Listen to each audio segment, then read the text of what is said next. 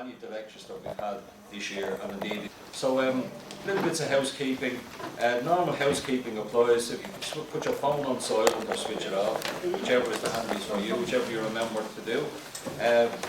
In the event of a fire, straight out the double door when we entered in, away to the left, or out this door over to the right. I'm assured if you follow on, you'll all be safe, okay? There won't be a problem with that. Oh yeah, Anne says I'm to mention my 1916 tour, so I better mention it. The website is now live for bookings on the 1916 tour to Dublin that we do in a Crossley tender, a replica Crossley tender vehicle. Some of you might have seen it on Nationwide or Castle. It's a bit of crack and a bit of fun, and there's a bit of history as well. Like this, the hysterical society that we're all in, right? Our lecture this evening, we had brilliant lectures the whole year long, absolutely fabulous the whole way through. Can't believe some of them. I must go back and get a DVD of my particular favourites. But no pressure on Tomás here tonight. Great friend of ours, Tomás. He's going to give us here this evening Tallaght through the ages. So Tomás, we hold quick questions just until the end. Tomás, take it away.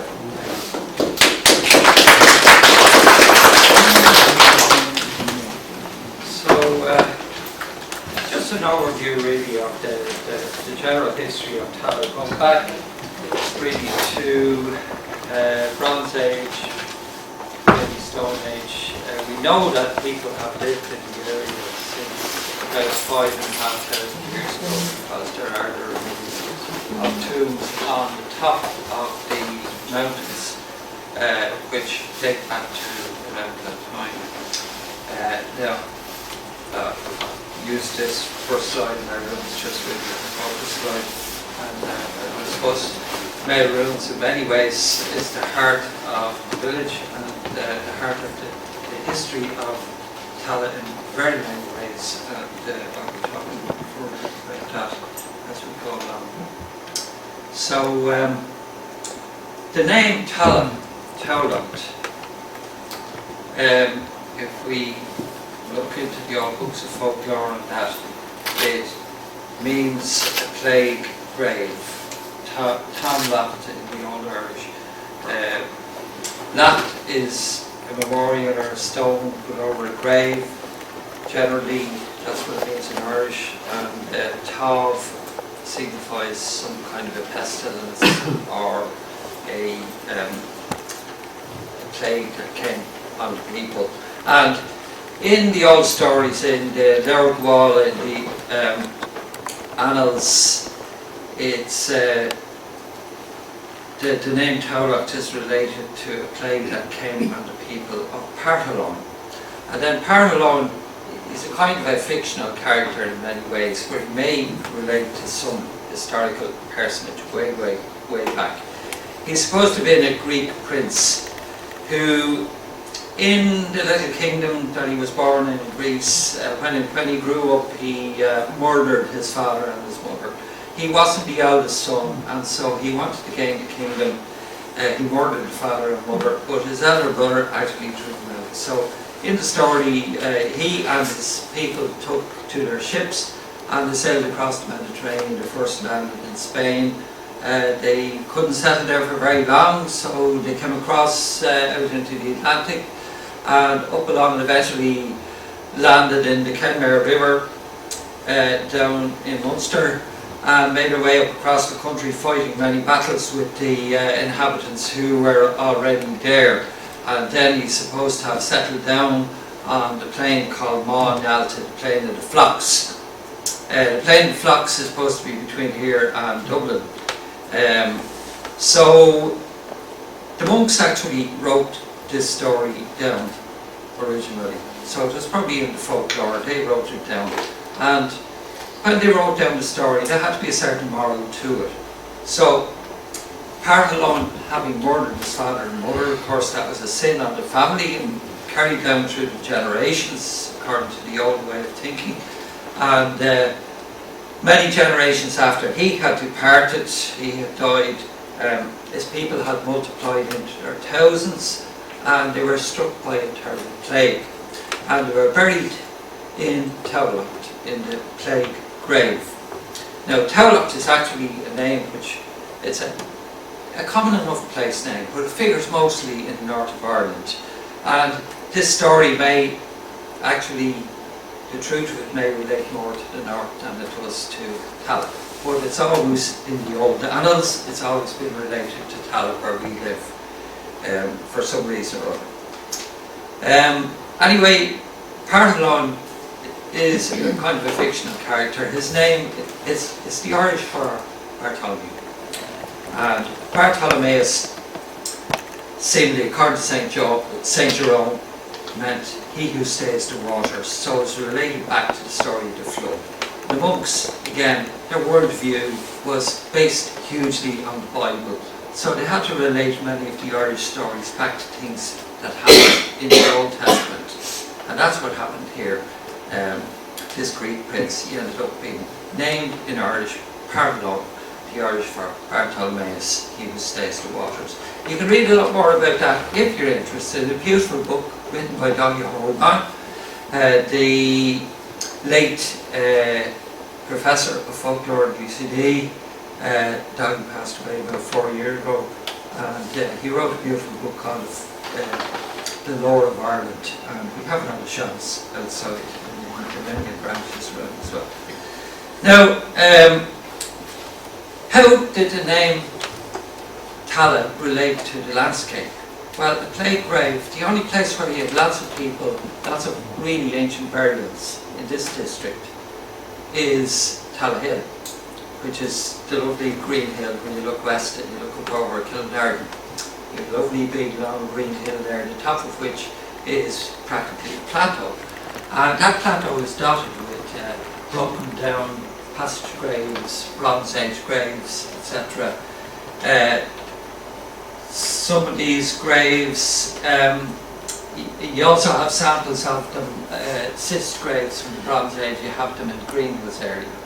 But the great Gaelic scholar O'Curry, Eugene O'Curry, who worked for the Ireland Survey in the 19th century, he wrote down quite a lot about Tallaght, about the village, about Tallaght Hill, about other districts nearby, and he reckoned, or he wrote in one of his letters to the Ireland Survey, that the name Tallaght became applied to the monastery of Maher because it was near the hill where the old burials were. So that was his opinion, and he was a good scholar. So a Tallaght on the top of Tallaght Hill, a clay grave perhaps, lots of graves scattered around there in the landscape, and then Maelorun founds his monastery where the church is now, and the name Tallaght or Tallaght gets attached to the monastery, and that was his theory. So I'll show you a couple of these graves from the Arlington House. This is what's called a cyst grave, and you can see it's a stone box in the ground. Now that stone box is no deeper than that. It's only about that big. That particular one is on Tallaght Hill. It's in a spot called Lugmore. The capstone is the big flat stone you see on the right there. And of course there's no story related to that. Malachy Horton, the old teller of tales from Kilnarden, he told a tale about that the Kennys found gold in it, and one of them skedaddled off to America with a pot of gold that he found. But in reality, I don't think gold was ever found in the cyst grave. It's mostly, you find little bowls made out of clay, and you can see some of these that were found in the Green Hills area. You can see them in the National Museum in Kildare Street in a glass case there. I have a drawing here of it. I'll just show you one more picture of the cyst grave. That's looking at the capstone. This protector is being a bit contrary to this. Bulls, as I say, you can see them in the National Museum. They're only what you put in two hands, but beautifully made. We love the artwork on them. The cyst grave that the bowls were found in Green Hills was on the site of this ESB transformer station, and that's in the middle of Timon Park now. It's right beside the ponds at the main gate off of Castletimon Road. That power station is hard to see now. It's surrounded by fir trees, And but that's exactly where the mound was that the Cis grave was found in, and the little bones were taken away to the National Museum, where you can see the hills there in the background. Now, okay, so we'll leave the Bronze Age behind perhaps and come up more to the Christian era. This is an area shot taken around the year 1980 of St. Mary's. You can see the church there just to the left of the picture. And if you look over to the right, just over this side, you can see part of the circle. And that is referred to locally as the fosse. What it is, it's the remains of the monastic rampart, which of course would have formed a complete circle around that area in the olden times. And some people say that the curve in the roadway there, the old Lesson Road, marks out the other side of the circle. So Maher came there in 774. And he was given land by the local king. At first he wouldn't accept the land from King Dominican, but he prayed to see should he take it, and he was given a sign then that he should accept the land, and he dedicated it to Saint Michael the Archangel. Saint Michael the Archangel was very important in the devotions of the Cayley Day. The people, Maher was a main mover in the movement of the Cayley Day. Cayley Day means the companions or the servants of Christ, and they were a movement that sprung up in the 8th century. Some people say a reformist movement, but there's been lots of debate about Cayley Day lately, and they may not have been strictly a reformist movement. They just had their own way of looking at religion, and they had their own rites and rituals to some extent. Now, just to give you an idea, there's a bit of artwork here of my own fantastic masterpiece. So it gives you an idea there. The rampart of the monastery, these ramparts surrounded most of the older monasteries way back from the 6th century up to the 9th or 10th centuries. And you can see the church in the middle, and monks' cells round about. And they might have had a vegetable garden inside the rampart. They probably had fields for their crops outside of the rampart. Most of these little churches they were tiny. They were built out of wood, and the roof very often of thatch, or sometimes of shingle. That's what the wooden slatted roof. So,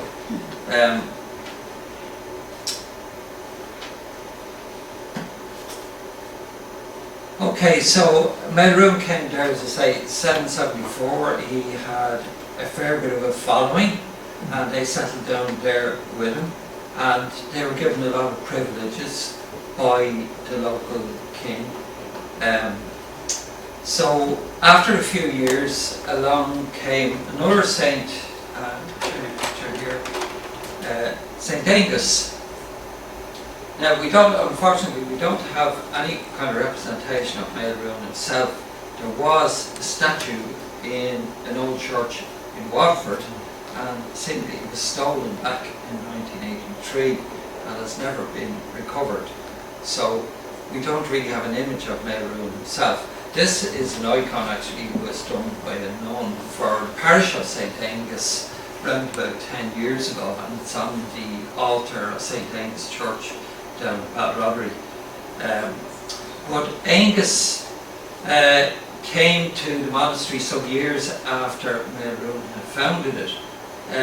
He had been known as a holy man in the Midlands, and seemingly people flocked in their hundreds to him to get cures and to get him to pray for them, etc. So he got very little peace for himself in the end. So what he did, he went up sticks overnight and told nobody, and came to Tallaght incognito.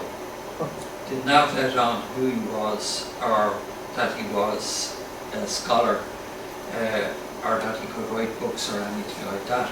But Angus was admitted to Tallaght Monastery to work in the fields, and he was given a job by Maher to look after the cornfields. His particular duty was to bring the corn into the corn drying kiln.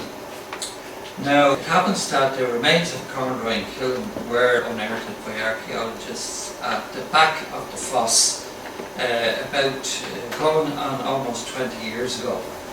Possibly it was the one that Angus worked at. I know kilns for drying corn are fairly commonly turned up in different places. Our one was the one that Angus worked on. It was taken away to the museum, and I haven't seen it since anyway. There was still some burnt corn in it from that time, for probably well over 1,000 years ago. But that's the job Angus was given, and he didn't really want to be known as a scholar. How he was discovered by Maher, you might say, was he was given lessons to one of the scholars, one of the students. And this little boy found it very hard to learn his Latin. So he went and he heard that Angus was good at coaching people, so he went along to him and told nobody. Angus taught him his Latin so well that when he went for his exam with Maher, he recited off all his Latin scripture, and he recited more than he was required to do. So Maher was kind of taken aback at this, and he demanded of him they tell who had been coaching him, who had been teaching him. So that's how Angus' true identity was discovered, according to the stories. From then on, he, as well as working in the fields, he was set to work in the scriptorium. And you can see in the background there behind Angus, a couple of buildings there. The one there on the left was probably their little church. As I say, some of the churches had shingle roofs on them like that. There was another building, a fairly substantial building, and I think that's what you see to the right of it, would be the scriptorium. And these were all made out of wood. So there's absolutely no remains to be found of them. The first stone church was not built well into the Middle Ages, and we don't have a date for that. But Angus lived in Tallaght for quite a while. And Maher passed away in 792. That was just 18 years or so after he founded the monastery. Angus, as I said, he set to work in the scriptorium, and quite a few well-known books were written in Tallaght. The only one we have, fairly complete in its original form, is the Stowe Missal. It's called the Stowe Missal because it resided in a library in Stowe for a number of years in the 19th century, but of course it goes back to the 8th century. And it's a tiny little mass book that monks would put in their pocket if they were going out to say mass off somewhere away from the monastery. It has a couple of illuminated pages in it, which I'll show you in a minute. But as I say, Angus was the one who did a lot of the writing and guided the team of monks who worked in the scriptorium.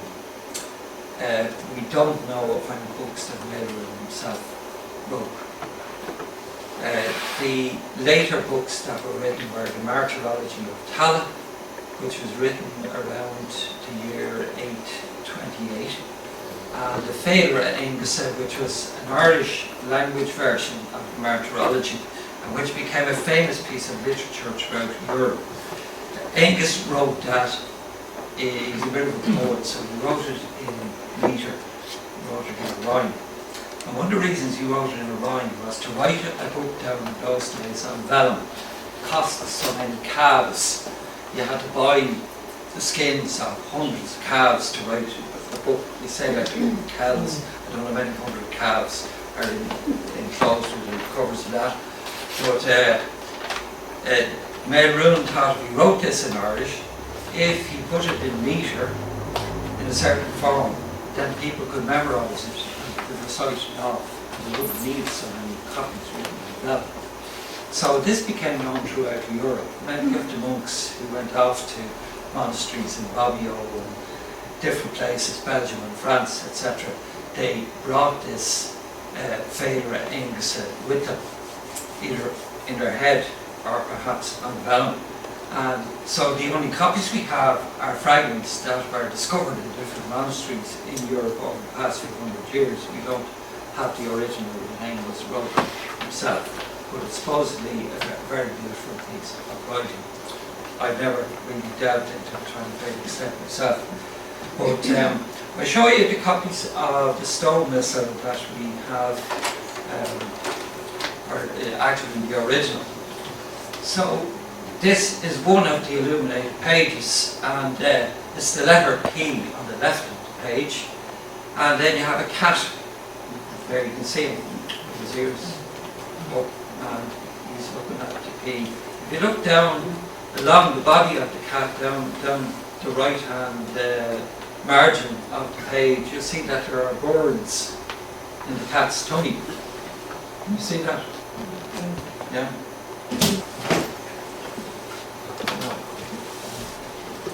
There's one bird here, and another one here, another one here.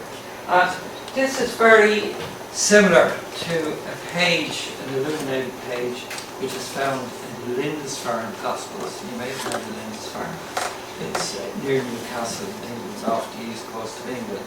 And Lindisfarne was a great centre of civilization way back in the 8th, 7th, 8th centuries, around that time. Now, Tallaght, you see in some of the books, is referred to as one of the eyes of Ireland. It's Tallaght and Fingers, or the two eyes of Ireland, according to some of the old books. Now, for a long, long time, because what Nava's name did mean by the two eyes of Ireland.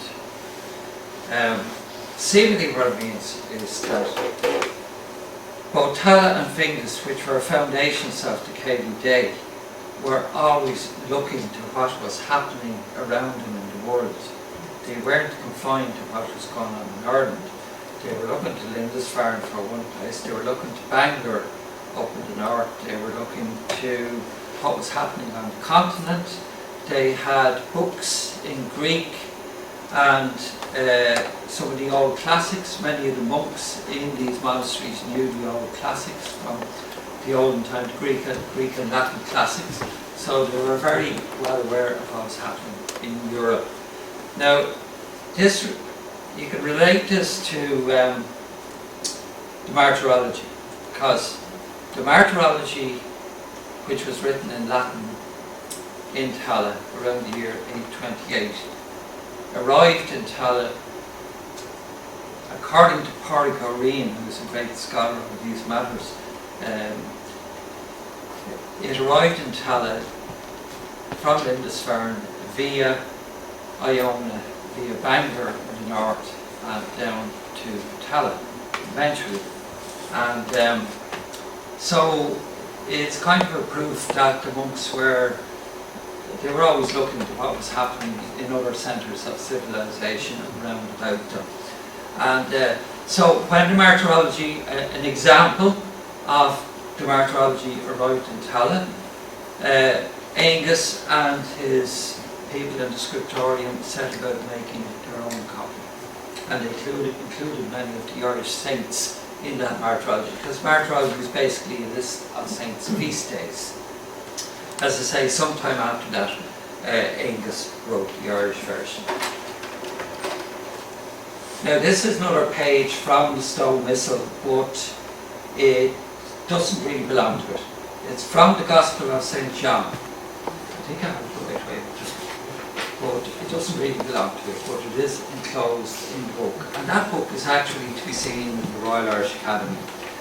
They will sometimes bring it up into a glass case if a group were to go along and see it, but it can be viewed on their Irish script on screen site, ISOS. So a lot of the manuscripts in the Royal Irish Academy can be seen online in that manner. Now, there's another couple of pages here from it. And this is basically a litany of the saints. We have a few saints there you might recognise. This is Sancta, the old S. Anyone went to school and do their Irish a long time ago. This is the first S I learned. Sancta Stefan O Ro Pro Nobis. Some of you know what that means. Pray for us. This, I think, is Jerome. Priory, Patricius, Finmo, two Finio, I think it is. It's two Saint Finians, two Kierans, two Brandons, and two Columbus. Not sure why that is. Maybe it's because these saints were so important that they said pray for us twice. So, of course, Columba is Saint Columba. Copy and paste. What's that? The copy and paste so I drowned. Must be. So, now this is the shrine box that the missal was kept in. It was made, I think, for the monks in Laura. Laura was a monastery in Tipperary, which had very strong connections with Tallaght. The stone missal may actually have been written in Tallaght for the monastery of Laura, because Laura was extremely wealthy, a very wealthy monastery. And so this Clúdach, or shrine box, I think it was made in Clonmacnoise now, I'm not absolutely certain about that, but the craftsman's name is engraved around the top of it there. It can sometimes be seen in the National Museum. The last time I was in there a few weeks ago, I couldn't find it. It's not in the treasury where you would think it would be, but sometimes beside the Viking artifacts. Picture of it there. You can see the right hand part of it there, the top of the cover, I think, has a semi-precious stone in it, and it has 4 pictures around the side. There's a crucifixion, I think, of Mary. Tomás, what was it made of? It's basically a wooden box, and it has a covering of, I think it's bronze with perhaps some silver gilt.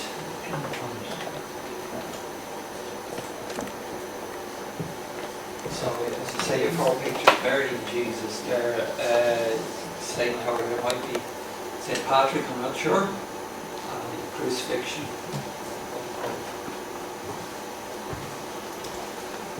Of course, there are a lot of shrine boxes and reliquaries were created for different books. But this was made by one of the craftsmen, as I say, I think in Clonmacnoise, about 200 years, or maybe 300 years after the book was written, to protect it. And I figured it to be very important in protecting the book and the story that it told. Now that's just a detail of it. It's from the side of the cover, and there are a lot of very interesting things in this. There is, I think, a deer over here. I think there's a hound in it as well. There are three or four monks here, and there's different patterns around the side. There's you can find books which will give you a lot more detail on this. I think we may have some in the local studies area, and they tell you a lot more about the meaning of the designs on the reliquary. So the book was protected in that shrine box, and it eventually ended up being discovered in the wall of this castle. This is Lackeen Castle, the main castle of the O'Kennedys in Tipperary, North Tipperary, not too far from Nina. And this castle is about 4 kilometres from the village of Laura, which, as I said, the monastery in Laura had very strong connections with Tallaght. So the Stowe Missal, as it's called, or the Mass Book of Tallaght, was most likely written for the Monastery of Laura. St. Ruan, and Maher Ruan was named after him. St. Ruan was the patron saint of Laura Monastery. You'll see the Abbey of Ruan in Laura if you ever go to visit there. It's one of the oldest abbeys, one of the oldest stone abbeys in the country. So, in the year 1735, John of Kennedy sent his workmen into the castle. He had been dispossessed of, or his family had been dispossessed of most of their lands in the Cromwell period, and then coming up to the time after the Battle of the Boyne, and he lived in a little house just to the right of the castle. It's just outside the picture there. He sent his workmen into the castle to knock down a wall, and inside the wall the workmen found a reliquary with the book perfectly safe within it. At that time they called a scholar from Clare, I can't think of his name, I think it was McGrath, to come and examine the book, and that's well documented that the book was examined at that time in 1737. It disappears out of history then, out of written history, for over 100 years. And the next time we hear of it is in the library in Stowe in England. How it came back to Ireland then was in the late 19th century, the Royal Irish Academy asked for the Irish artefacts which had been bought by the British government from the Library of Stowe. So most of the artefacts relating to Ireland were returned to Ireland at that time and housed in the Royal Irish Academy, and that's where the book is at present. So we're very fortunate that it survived all the wars in the 17th century, Cromwell's time, and then King William and all the rest of the terrible battles that went on, and it came down to us to this very present day in remarkable condition.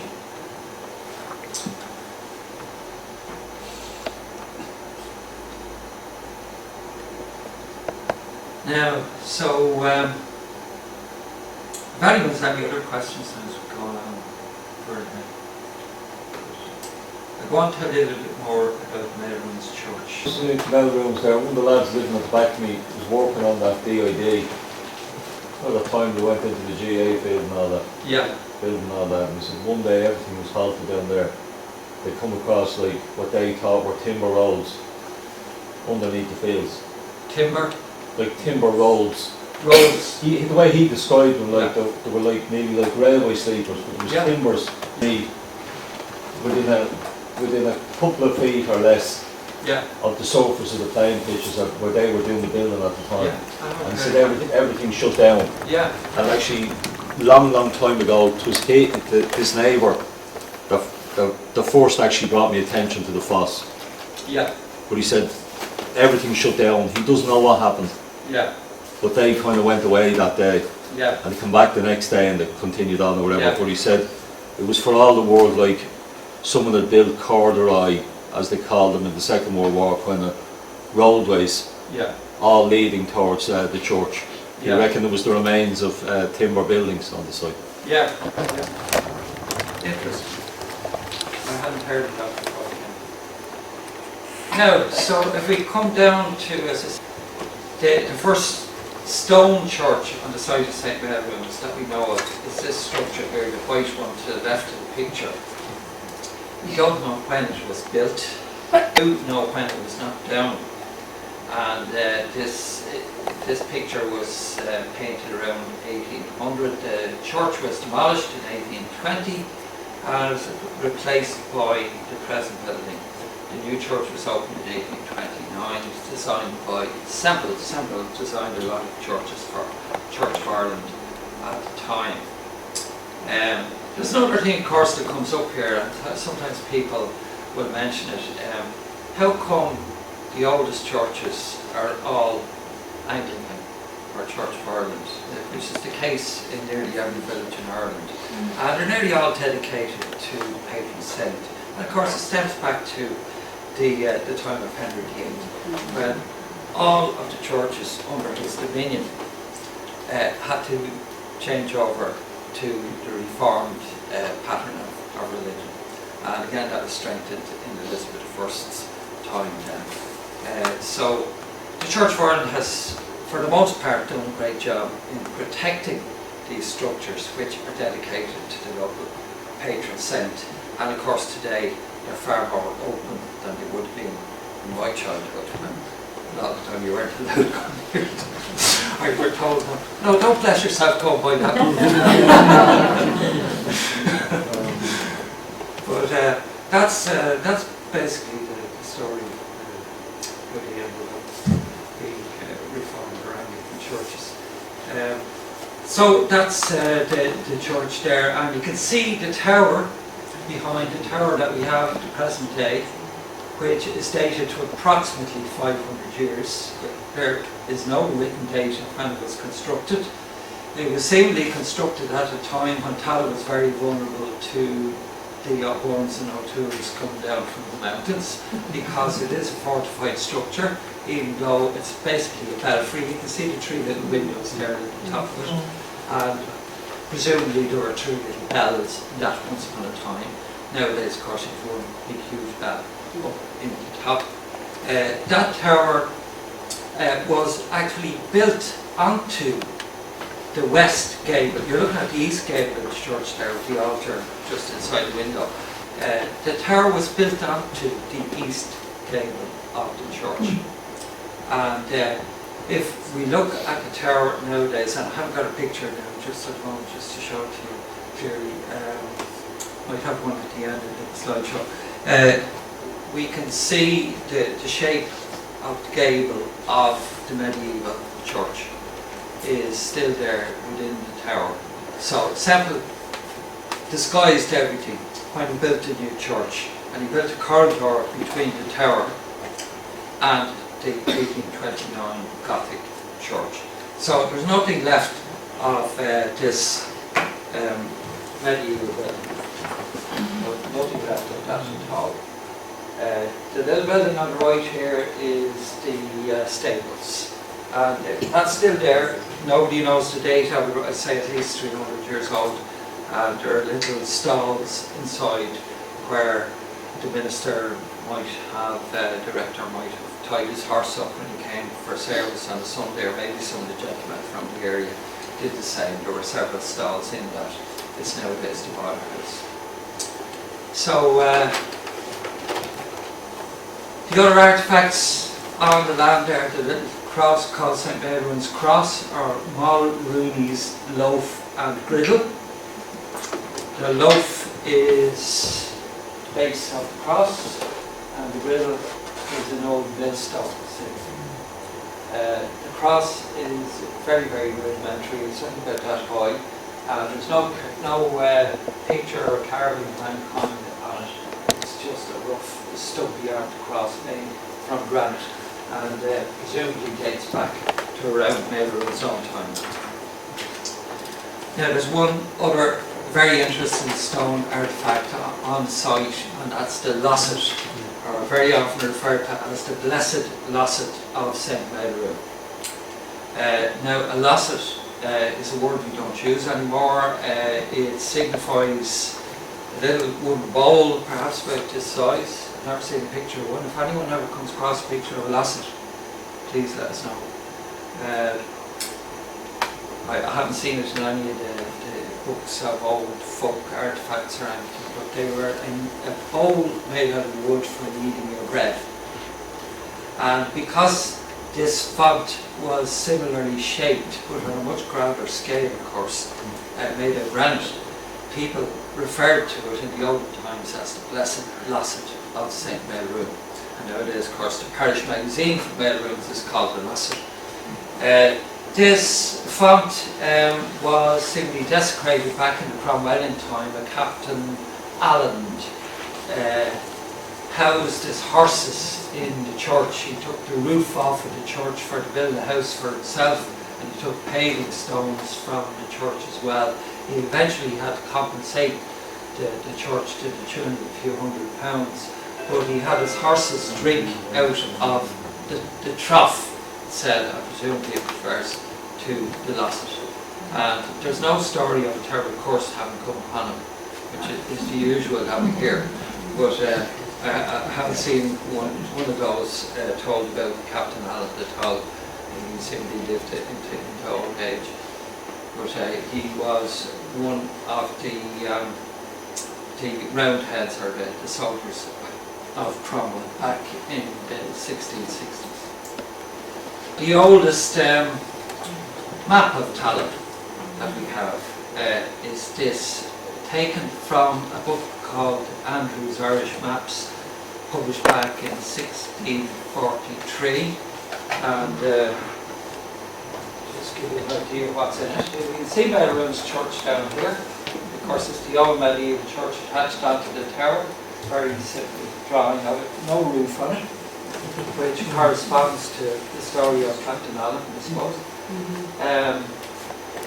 These markings here are land division symbol. We put out here, you have one which is actually a stream, and that's the stream that flows through Shawmarsh Park and down along the bypass nowadays. You have another stream here which used to flow under the Blessenden Road near where the Chinese now is at High Street. That flow was blocked off, I think, probably 50 or 60 years ago, but you can still see the channel of it in the grounds of the Priory. And one of the archbishops built his bathhouse on that channel of water in later times. But to go back to this, in the 1640s, this is the castle of Tallaght. And what we have here, we don't know if it's a stone wall or it was an earthen rampart, but there was a wall, there was a grant given to the people of Tallaght back in, I think it was 1310, for to build a wall around Tallaght, so there must have been some kind of wall around it. The castle basically was started back in 1324 by Archbishop Bicknor. And you can see from his name he was Norman.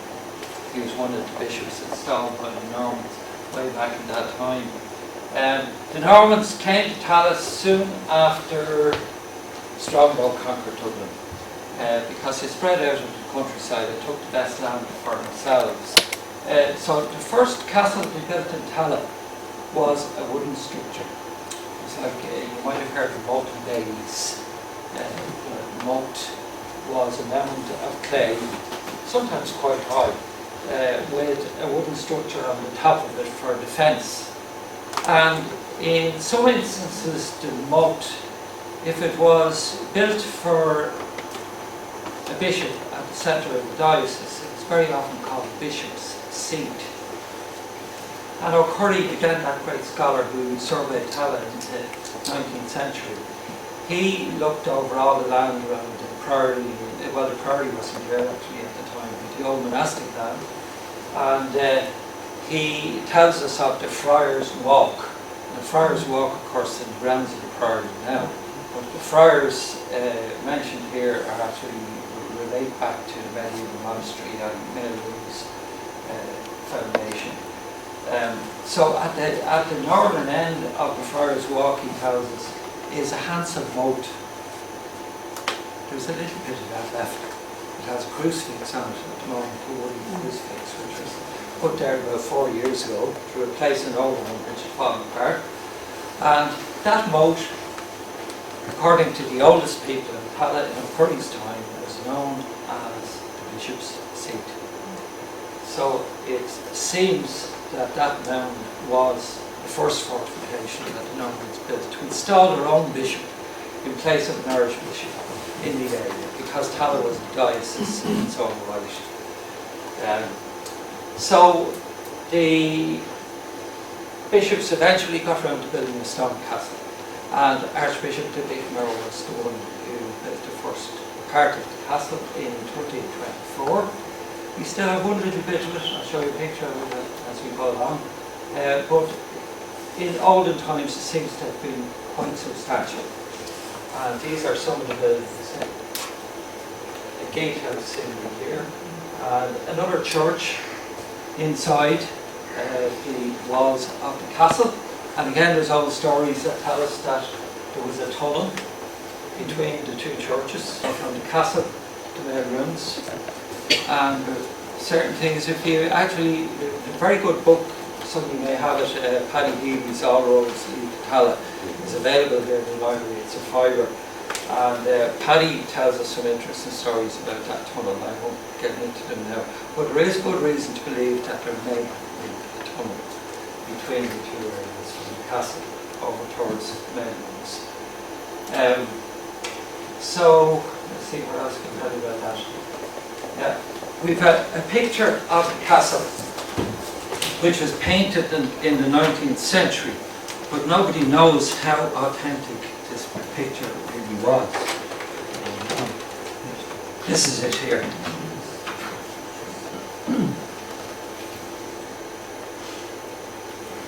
He didn't bring the Lewis. Lewis never came to the village. The old church, pre-1820, before it was knocked down. And as I say, the tower moved onto the west end of the old church. And the tower looks practically identical to the way it looks today. Very, very little difference. I say about 500 years old. The archaeologist Con Manning had a look at it going back about 8 or 9 years ago, and he dated it to approximately 500 years. But we've no documents saying when it was built. It has, I think it's 4 or 5 floors in it, including the battlements up on top. And those rooms inside it were seemingly built for the priest. He needed a fortified dwelling back 500 years ago to protect him from the O'Gorms and the O'Tooles. So he lived in that, and there probably was fireplace, etc. in it. So here's the road come down from ruins. The castle stands where the Priory is now, the main street of the Priory. This is the old Bond Road, going down by the AIB Bank. These bushes. The road crossed the stream on a ford, so you didn't have a bridge at that time. So you drove your horse and cart with big wheels on it across the flagstones in the bottom of the stream here. And for pedestrians, you had a pedestrian crossing. You had a club on or flags, stepping stones across the stream. Now, the castle, quite a lot of people are doubtful about. This picture, by the way, was painted for a publication about Christ Church. It was meant to be published in 1818 and ended up never being published at all. So the castle, all this part of the castle was well known by then. It had been knocked down around 1729, and I'll come to that in a minute. The one part of it that we do still have might be this tower behind here, because what's left within the Priory buildings is a tower house, and it looks something like this here. So we know this is genuine, and we know that is genuine, but this is a little bit Disneyfied. It's like Walt Disney got his hands on it. So not too sure about that bit.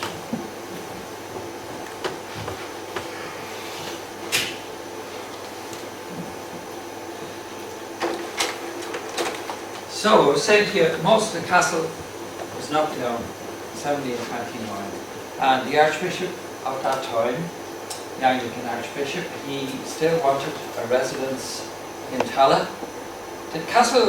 The old castle had fallen into disrepair because with the wars in Cromwell's time and all that, it had been unoccupied for the latter half of the 17th century. And of course, if you leave an old castle like that with no fire lit and nobody taking care of it, nobody doing repairs on it, it falls apart. So Archbishop Hoadley knocked most of it down in 1729 and he built this palace, which Berenger, the artist who did lovely pictures of a lot of our heritage buildings around the country in the 1700s, he painted this, I think, around in the 1730s. This was the Archbishop's Palace. Had lovely accommodation inside it. On the outside it didn't look up to very much at all. Again, it was more or less where the Priory is now. And that lasted till 1821. When the Church of Ireland decided it couldn't afford a country residence for the Archbishop out in Tallaght, so they sold the land and the palace off to a Major Palmer, who was Inspector General of Prisons at the time. And he knocked the palace down. He built himself a grand house called Tallaght House, which still exists within the retreat house in the Priory, but you can't see it because there are more modern buildings, more modern kind of extensions all around the side of it, so you can't see it. But the actual apartments of Tallaght House are inside in the retreat house, still intact there. Now this is what remains of the bathhouse that after Hoadley had built that palace for himself. When he passed on, another bishop came along, Archbishop Fowler, and he was fond of having a bath. Not many houses had bathrooms in them, I'd imagine back in that time. But he set his workmen to build a bathhouse on that stream which I showed you earlier on. And you can see that in the front lawn of the monastery. It's just opposite the Fox's Cupboard. The water used to flow right through it. That stream flowed on here, where you can see there's a brick-lined tunnel here, and flowed over into this area. If you get some very heavy rain, you still see it fills up with water. And that's the actual mill pond for the Archbishop's mill. And that mill stood around about where the Bank of Ireland is nowadays. If you go to the corner of the Bank of Ireland and you look down to the bypass, you see it's a huge big drop down on the road, big hill there. And that's where, when the water was from the mill pond here, it flowed rapidly down there and turned the mill wheel in the Archbishop's mill. A very, very tiny mill. Again, Curry tells us it was one of the smallest mills he'd ever seen in the country. It could only mill a very small amount of corn in a day. So lots of remains of artifacts from the olden times left here, as I said, the mill pond, a little bit of the stone bridge on the old Greenhills Road. That you can still see the shape of the bridge there, where the water went across before it turned right and down the hill and back into the other big stream. It has many names. The one that goes to Shawmosh Park and goes on down to Balbrook. It's called the Jobestown Stream, it's called the Tallaght Stream, and it has the Wirral, it's called those different names.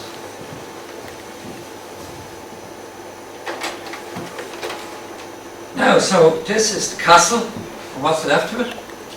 We can see one whole wall of the tower house, and the other three walls are perfectly intact within these later buildings. This building was built down by the Dominicans in 1901. This was built in 1957, and this holds the refectory and accommodation for the students, and of course that goes back to the time when they had lots and lots of students back in the 1960s, 70s, so 1957. But this is from 1324, and complete building is there. What we have here nowadays is the boiler house is down here. Some people think this may have been a gatehouse with the archway on it, but Paddy Healy tells us no. I'm not sure what the reason is. The two rooms up here with glass in them, well, they're actually all one room. I'll show you a picture of that at the moment. It's the oratory, the private oratory for the students, when they had students studying in what was the Dominicans' principal house of studies in Ireland. Up here, I think this is up in the loft somewhere. You have little narrow slit windows here, and that's a spiral staircase going right up to the battlements. I'll show you the battlements there. That's your battlements there. All made out of limestone, and you can see the limestone got kind of polished by the students running up and down. You hear great stories from some, and great fun running up and down see the hands on the centrepiece, polished the limestone as well. Nobody's allowed up or down there anymore as far as I know. Oratory is a beautiful room. It's like the Holy Forms. It's very hard to get. So the students used to congregate here in the evening, and one of the teachers would come out to the civil book for sermon and do a reading.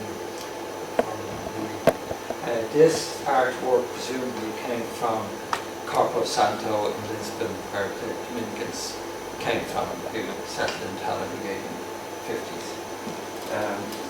So it's a beautiful room. It's a lovely little chapel.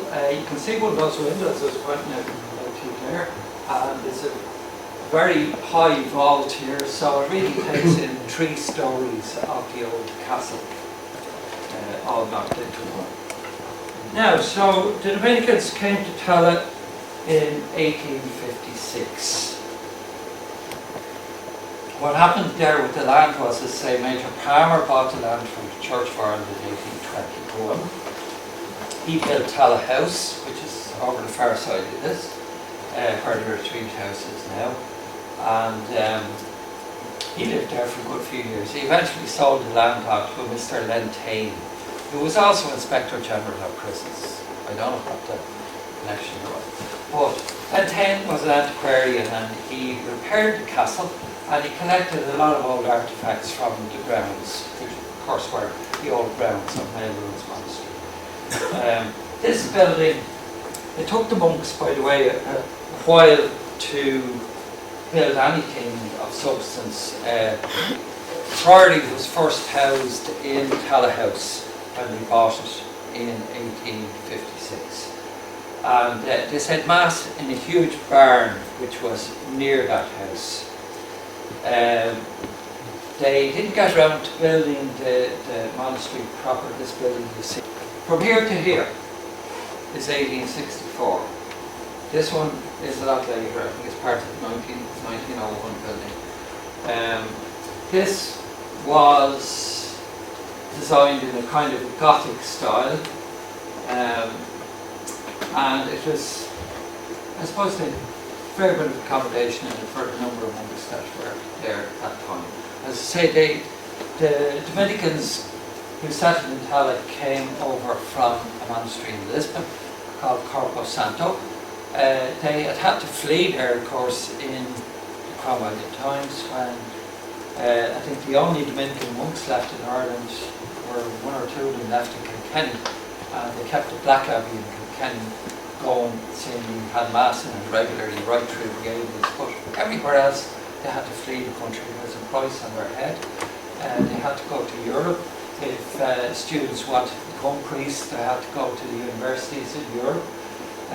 So Corpo Santo was a foundation of the Irish Dominicans in Lisbon. It became very, very wealthy over time. They had lots of vineyards in the countryside round about, and they sold those vineyards once they saw a nice piece of land coming up in Ireland. Of course, this was after Catholic emancipation, and they bought the land here in Tallaght, and as I say, they erected this 8 years after they arrived on site. Some years later then, they built a proper church. They'd been using the big barn next to Tallaght House, but they built this lovely church in around the year 1882. A couple of different dates for it actually around that time. This was designed by a famous architect who did many, many churches around there, and J.J. McCarthy. I think he was a Cork man. And he was a pupil of Augustus Welby Boughton, the great British architect who built many churches and cathedrals around Ireland. So J.J. McCarthy built this around 1882. It's a long, narrow church. When we went to the St. Mary's Church today, we see it's a big broad building. And that's due to the extension that was put on in the 1960s to bring it in conformity with Vatican II, with putting the altar in the centre, etc. This long building, about halfway down, had a rood screen which divided the public area from the monks' area. The root screen was made out of oak. It was a masterpiece. But we only have a couple of bits left. Brother Michael in the Priory said to me a few years ago, he said, we threw the baby out with the bathwater. Come to England, you'll see in some of the museums, you'll see root screens from some of the old churches. And yeah, they were all thrown out here. So the only pieces I would left are Mary, St. John and the crucifix. The crucifix is actually the rood, and that's an old English word for the cross. And they are on the left-hand wall of the Priory church, just over this side. Again, in the olden times, besides there being a very small public area, you had many little side chapels all down along here. This was part of a cloister, and the cloister was never completed. Usually a cloister with 3 or 4 sides on it, but it was never completed. Nowadays you have the remains of 2 of those little chapels, and you can't see them from inside the church. The wall is blocked off now, but you can see the outline. If you look at this wall here, you can see a little outline where those altars used to be. 2 of them are facing back into the cloister nowadays. And under one of them, Father Thomas Burke, famous preacher from the 19th century, he's buried. And under the other is the grave of Cardinal Brown, who was an advisor to one of the popes a few years ago. He was a great Dominican. So they are buried in here. And 2 of the altars left in there as well. So, come up more to present days, that's the extension was built down in the 1960s. The architect was given an award actually for blending it in, I suppose, architecturally, put the Gothic arches into the new part. And took the whole bottom part, half of this wall of the old church out and put enormous girders into it for support. And so when you go in now, you see this huge big white space and the altar in the centre. But there isn't any pictures of that being done, is there? Of it being done, Yeah. I'm not too sure.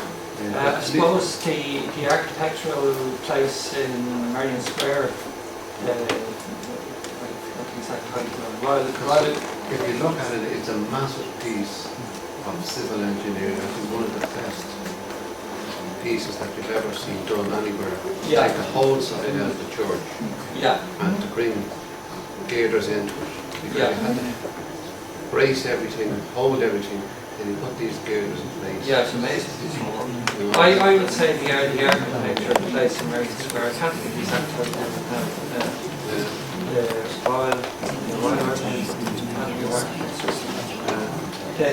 They probably would have documents on that.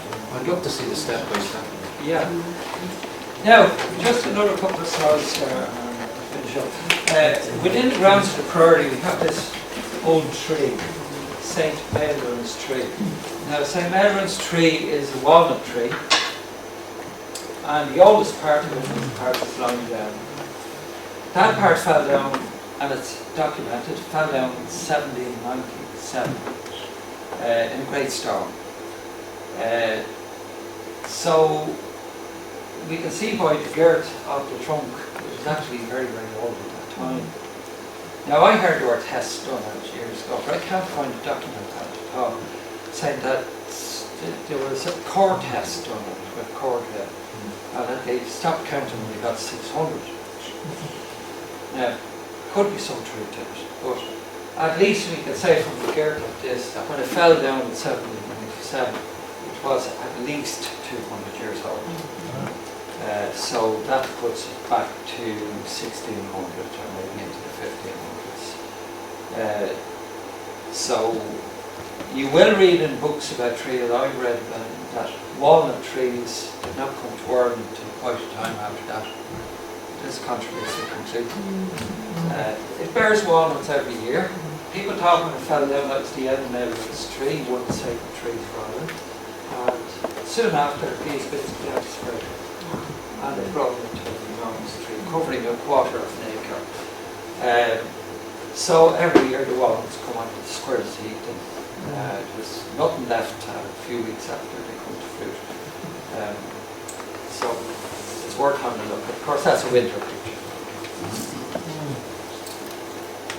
We'll just finish up with the village coming up to the 20th century.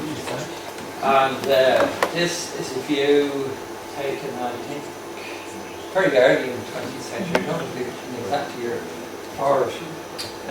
But we can see the foxes covered, and we can see the Thomas J. Byrne houses, which are all listed, of course. They're architecturally very precious. So there. So around, I think, 1903, 1905, around this picture is done. We can see the tram track, the turn your Lesson steam tram, and footpath down the main street. Now, I have a picture taken at the same time going down the street here. And here's your Thomas J. Byrne houses. We actually have a very beautiful book the library published 3 years ago on Thomas J. Byrne's achievements in the county 100 years ago, and it's well worth reading. Beautiful cover illustrations and advertising. It's about 12 euros. Well have everything. A great piece of social history as well. So this is your Glaston steam tram, and it took many different forms. It operated from, I think, the 1880s up till 1932, and closed down then due to competition from the buses.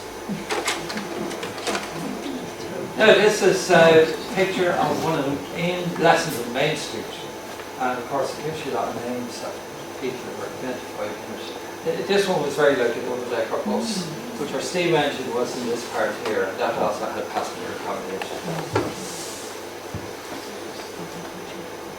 And from around 1980. Now, so you can see the bypass hadn't opened when this picture was taken. These pictures, as far as I know, were taken by Leo Swan, who was a teacher in the area, and he was a great aerial man.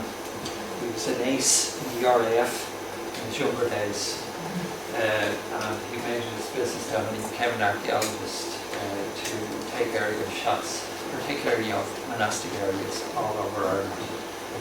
So we see St. Melrose Church and the fosse, the old part of the rampart, the graveyard. The High Street wasn't there, of course, and this is the Belvoir Road, coming up from Jacobs. And there was no connection made between the junction here and the bypass, and might even have been envisaged then for to make a connection.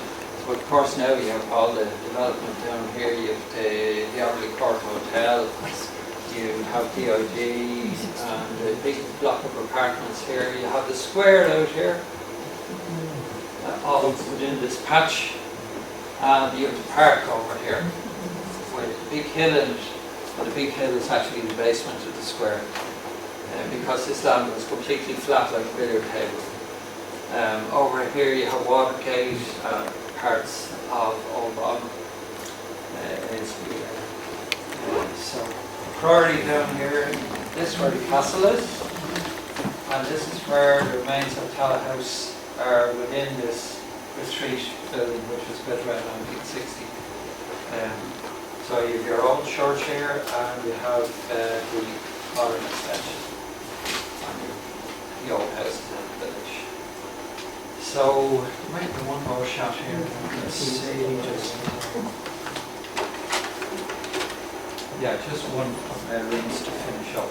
And I mentioned to you earlier that the west wall of the medieval church is still to be seen in the tower, because the tower was built onto the medieval church. So if you look at this carefully, you see there? This whole piece here, is the west wall of the medieval church, which we don't have a date for. It might date back to the 13th century, we don't know. 14th, 13th. So this is all that's left of it. And this was the door into the old church. You came through the tower and you come in the door, this door into the opening of the church. Here's your bell up the top now, the bronze bell, and of course there's the spiral staircase goes right up the top.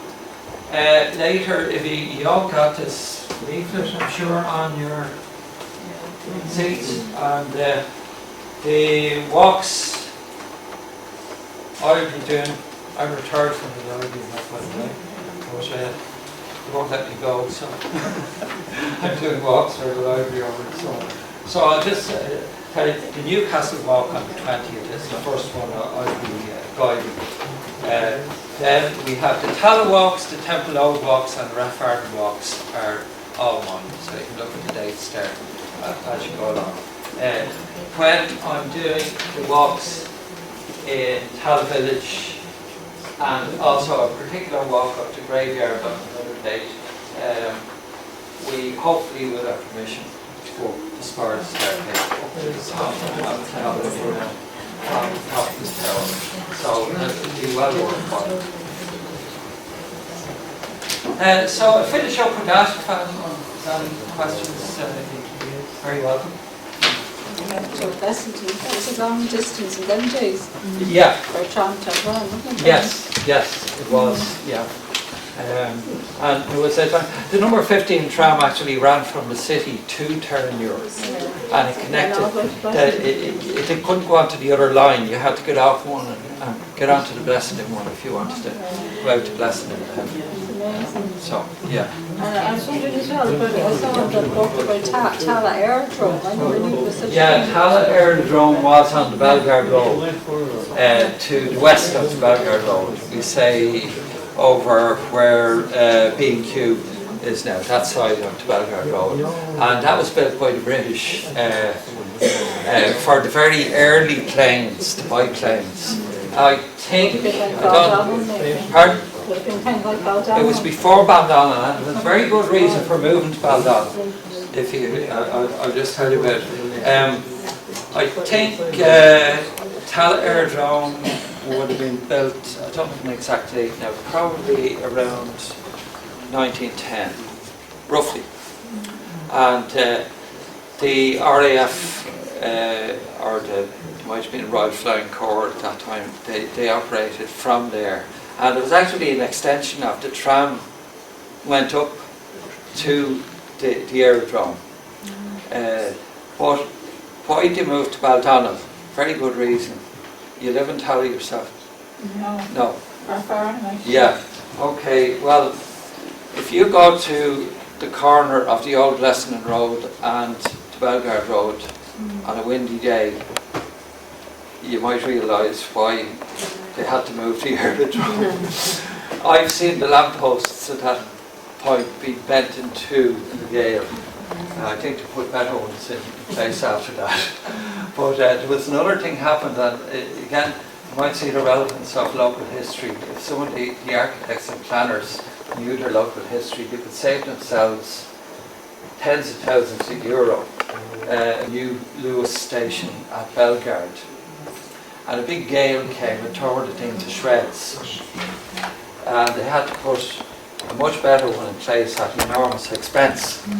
Well, if they had studied a little bit about Tallaght Aerodrome, because that was actually a corner of Tallaght Aerodrome, they would never have put canvas awnings over the station at Belgard Lewis. So that's the reason they moved to Baldonna. The planes, when they came in, they were only light biplanes. Very often they ended up being flipped right over, and some of the pilots were badly injured. So I was speaking to a friend of mine actually last week, and his father was in the RAF, or his grandfather was in the RAF in Tallaght, and he was killed in one of the planes. It was around the First World War time, you know. In Tallaght he was killed? Yeah, he was based at the RAF base in Tallaght. Yeah, I didn't know there were people killed now. I knew there were people. Because the planes in them days were very rickety, you know. Oh, yeah, very lightweight altogether, and that's what happened. The wind gets funneled into Tallaght down Glenismole, and sometimes in from Ballinascarney area, and it hits that area at a ferocious pace.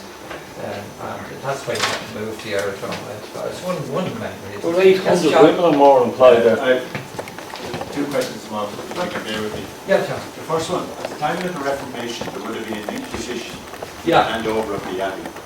yeah. Do you know if those records exist, and how wealthy was the abbey at the time it was taken over? No, I'm afraid I don't, John. There must be somewhere those records. Yeah, yeah, Now my second question is around the FOSS, as it's called. yeah. Do we know if there's been recent geophys surveys in the area generally to Not- identify what's under the clay? Yeah, not to my knowledge. No. Because a lot of the early churches have those enclosures. Some Yeah. have two banks rather than one bank. Yeah, And I know an awful lot of them down in countries are being geophysed yeah, at the moment, just as a matter of record, yeah, before the developers get going again. yeah. Well, you know where the site of the medieval church is? Yeah. There's seemingly a lot under the ground there. Because when Semple was building this new church and they deconstructed the old one, I think they used the stones of the old one for the inside parts of the new one. Yeah. They found a lot of stuff under the ground. Now, Paddy Healy has some of it documented in All Roads Lead to Tallaght. I think Hancock has another little bit about it in his history of Tallaght. But under the Losset itself, there seemingly was a chamber, a brick-lined kind of crypt, small little crypt of some kind. And one of the experts on the pumps in the ground around Mail Ruins is Benny Myers, if you know Benny. He was sexton in the church. He's retired now. He lives in Mail Ruins Park, number 2 Mail Ruins Park. Benny, I think, is over 90 now, as far as I know. Benny was sexton there for 35 years, and he'll tell you a lot of what was in the graveyard, even in his younger days. Has anybody taken a tape recorder with it? Yeah, I think Maurice O'Keefe has a recording of Benny, as far as I'm aware. You know, on the CDs that he did a few years ago. And Benny's always open to giving more knowledge if anybody wants to record stuff. Thanks very much. Yeah. So, any other questions? Ken was saying there, the night he brought us up on the 1916 bus, that 800 people worked in Bandonald. Yeah, in the airdrome. Yeah, No, there must have been some quite military operation to bring them up and down, Yeah, because they didn't live in the area. yeah. Well, as I say, the tram had an extension out to it. They're mostly women, and a bit like the number 1 bus, if anybody's familiar with it down in Rings End. A tram would go there at 8 in the morning, and the tram would go to it and come away from it for, you know, whatever their hours were. Like the tram going to it. Now, I can't see 800 people making their way to the Bellegarde Road on that. And that's the steam tram or something. But 800 women sewing and gluing canvas to frames on aircraft that were brought up by maybe lorry from Rathmines. Yeah. They're put together somewhere or they're manufactured somewhere on the Grand Canal at Rathmines near Portobello, brought up on open lorries and then reassembled here in Tallaght. I think there's a big project being done by the libraries on Tallaght Airdrome, as far as I'm aware, at the moment. There may be a certain amount gone up on Source, Source on the website. And it was attacked at one time from St. Mel Ruins. Was it? Yeah, was, yeah. Wasn't aware of it. I think during the time of the Civil War, there was a Lewis gun opened fire on it from the top of the belfry. That's at Mel Ruins. LEWIS. That's it, yeah. Yeah, that's the swing from the other way. Yeah, another attack on the Lewis, yeah. And shots were fired from the top of the belfry there in the direction of the airdrome. I don't know, was it still an airdrome at that time, or was it just a military barracks at that stage? How big a landlord were the Dominicans? Oh, well, I know they held quite a bit of land in the area. I mean, they owned huge tracts out where the IT is now, the college. They owned further up towards where Jacobs used to be. They had up where I live in Kilnarden, the fields in front of me. I think there's 40 acres up there which they sold to the council for social purposes almost 20 years ago. But that was rezoned for housing but has never been built upon. you've a very fine football, all-weather football pitch up there and belongs to the Sacred Heart Club. Somebody told me that they owned land right down as far as Kilmainham. Oh yeah, Yeah. yeah, they would have, yeah. Not that Yeah. far down. They own Bancroft Park. That's Bancroft Park now on the Greendales Road. Yeah, they own Where that the, as well. where the what you call it, the football place, the five-a-side place. Yes, sir. Yeah, All that land there, Yeah. over as far as, all through to Tyne Park. yeah, That was their farm. yeah. It was a 30-acre site.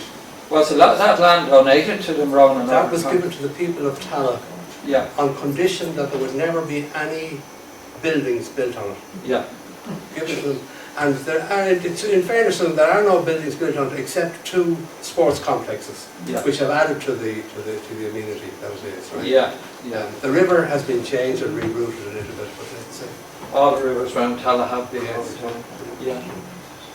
So, Can I tell you a small story about the Yeah.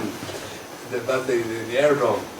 I got a call from my brother some years back, and he says, "I'm going to send you an aerial photograph." He says, "and it's Tallaght Village." yeah, He says, "You'll recognise it more than I recognise it." He says, "Why would the Luftwaffe," he says, "be taking aerial photographs of Tallaght?"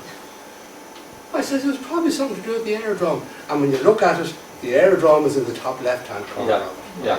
So the Luftwaffe at World War II were over here Yeah. photographing us. I So if think you were out that day, that you're on it. I think that Luftwaffe photograph has gone up on the library website. Has it? Yeah, I know it's been in the possession of the library for a good while. Yeah. So, yeah. Imagine how they bombed Orney's chocolate factory, huh? Hundreds of chocolates all killed. Anyway, thank you very much, Tomás. Fair play to you. Margot, and all the lads. So donations to the back of the hall, safe home. God bless. Slán